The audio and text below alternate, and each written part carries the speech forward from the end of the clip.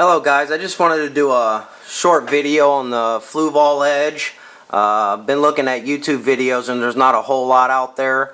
There is a few videos where people are showing their little reef systems and they tell a little bit about the equipment they got, but for the people that are just starting saltwater aquariums, they're completely lost and they have no idea which direction to go, and I'm going to try to clear a little bit of that up today. I will be doing other videos on a lot more stuff to this. This is my Fluval 6-gallon edge aquarium. The first thing you'll notice is that I have the filter sock on the intake of the filtration system. I do suggest that because it's added filtration.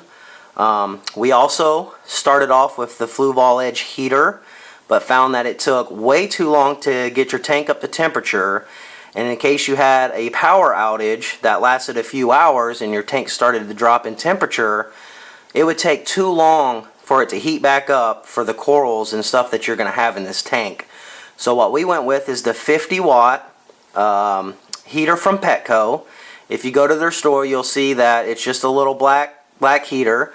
It looks like it's got little starfish all over it. It's about 30 bucks, and it keeps my tank at a constant 78 degrees. I've set it and I haven't had to touch it since I've had it. My tank's been up 2 weeks now, so if that tells you anything. I've also added live sand to this, and normally in a bigger tank I'd want to go with a deeper sand bed, a deep sand bed, about a 4-inch sand bed.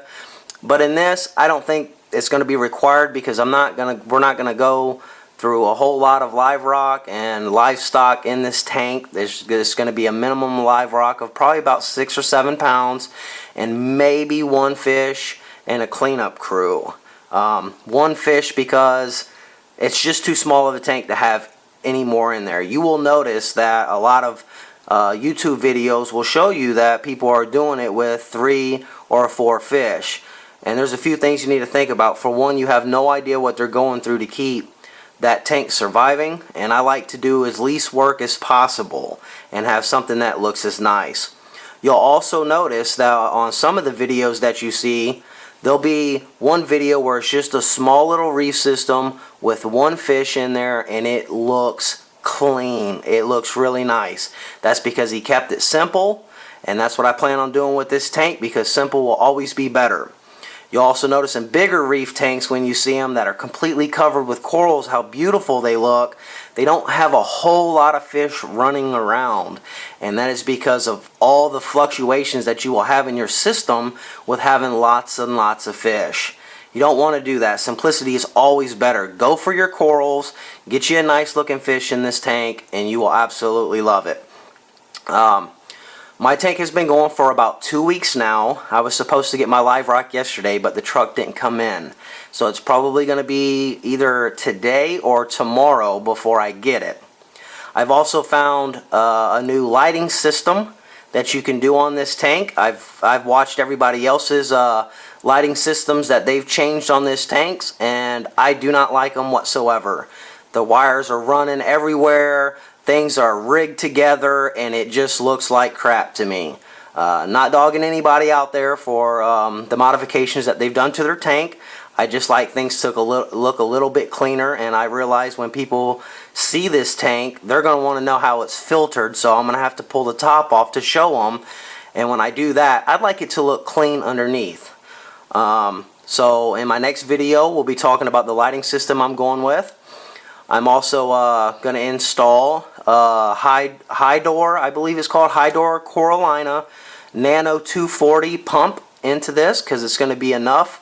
I would go with the MP10 on it, but the MP10 is way too expensive, and you're not going to be able to get the performance out of the MP10 on this tank that you would want, because you would have to keep it on its lowest setting. So it's pointless to spend over $200 on a pump for a tank that costs more than your tank. What's going to take place in the next few weeks is that I'm going to get my live rock. Then I'm going to wait, and that is exactly what I suggest other people do when you put your live rock in there. Wait. What you are looking for is your diatoms to start growing. You want to see that brown algae looking stuff growing on your sand and in your rocks. That lets you know that your nitrogen process is taking place. And when it starts to take place, you're going to notice levels your ammonia, your nitrate, and your nitrite levels are going to rise. That means you're in the middle of your process. You're in the middle of the nitrogen process, and you want that to happen. You want that to take place long before you put a fish in there.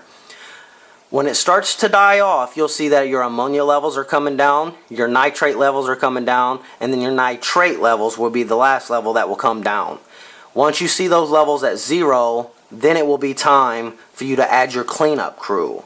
Only then will it be time for you to add anything else to this tank.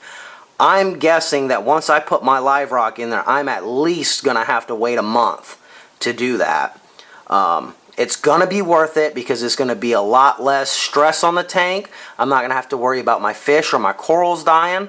From going through this process and the levels fluctuating back and forth, it's worth the wait. You've already spent the money on the tank and the equipment you need.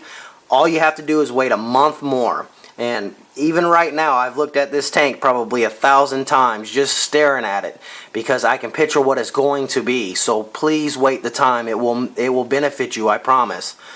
I've also found another way to upgrade the filtration system that you already have to give you better filtration for this tank, which you are going to want, especially in saltwater. Without running a protein skimmer and a refugium, stuff I would normally run like I have on my 75 gallon, you're not going to have on this tank, so you want the best filtration that you can get.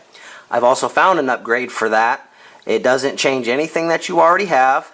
It adds a little something to what you already have, and you're going to get better filtration. We'll talk about that in another video. I'll show you guys what you need to do to make that filtration a little bit better, and everything will still look the same on your tank. You will also notice that my tank doesn't look very clean right now, and the reason for that is because I just recently, like I said 2 weeks ago, started this tank, and I put the bacteria in it, and I'm just letting it do its thing. I don't want to be sticking my hands in and out, moving things around. I just want it to do its thing. When I get my live rock, I will be removing some of the water out of it so I can put the live rock in it. I will clean the sides, clean the back of that little filter that you see there off, and make sure everything's really nice and clean, and then we'll go from there. Also, another little trick I have found out: if you get you a little 99-cent net from Petco, it's just a little small metal one. If you bend the end of it to about 25 to 35 degree angle, you can stick it in your tank and actually pull the bubbles towards the opening to get the top, to get all those bubbles off the top, to give that really clean look that you're going for on this Fluval edge. Is probably the #1 reason why you bought it. The same as for me. So that's another little trick I found. I'm sure that there's other little tricks out there, but this trick works really well for me. After I get my live rock and I put it in there, I will wait for the nitrogen process. After it's completely done, I will be adding a cleanup crew. That will be the next thing I add. And it won't be very big because I don't plan on having a whole lot in this tank. But it will be enough to be able to take care of my sand and be able to take care of the live rock and the plants and stuff and the algae that's going to be growing in there. So stay tuned. I'm sorry I haven't been much of a speaker. I'm not very good at these things, but I just wanted to try to help out because I haven't seen a lot of people going into further detail. So stay tuned to my next videos. I will be showing you new equipment, ways to upgrade your filtration system, the T5 lighting system that is going to go on here that still keeps your tank looking just as good as it does from the box that you got, from the box that you pulled it out from, without changing a whole lot, and making it look like wires are going all over the place like everybody else has. So stay tuned. I'll show you all that. I'll show you my live rock setup and my cleanup crew. Thanks.